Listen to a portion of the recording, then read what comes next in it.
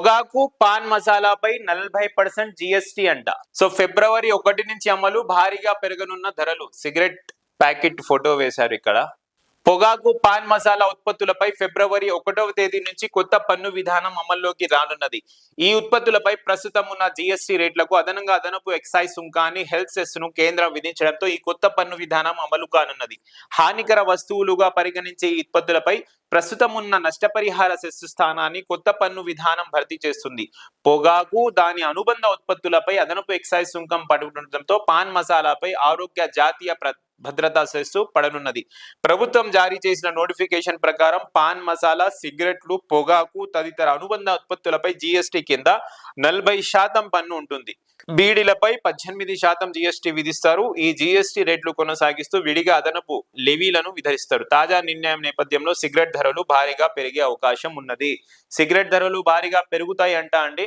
ఎంత జీఎస్టీ అంటే 40% జీఎస్టీ ఉంటుందంట. 10 రూపాయలు ఒకవేళ సిగరెట్ కాస్ట్ ఉంటే అది వచ్చేసి 14 రూపాయలు. అదే 20 రూపాయల సిగరెట్ ఉంటే 28 రూపాయల కాస్ట్. సిగరెట్ కాస్ట్ అనేది పెరిగిపోతుంది. బీడీలపై 18% జీఎస్టీ ఉంటుంది.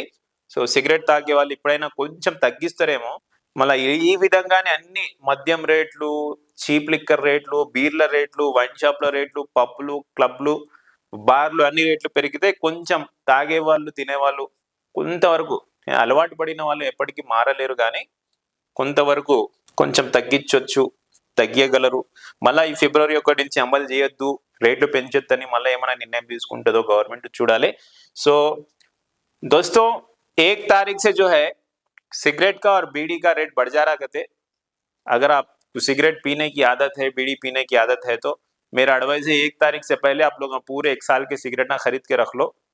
फिर एक सिगरेट पे 4-4 रुपए कॉस्ट बढ़ जाता कहते. फर्ज करो अगर एक सिगरेट 10 रुपए का कॉस्ट है तो 4 रुपए बढ़ जाता, 14 रुपए हो जाता कहते उसका कॉस्ट. तो सेव कर लेके रख लो अलमारियों में, अच्छा रहता.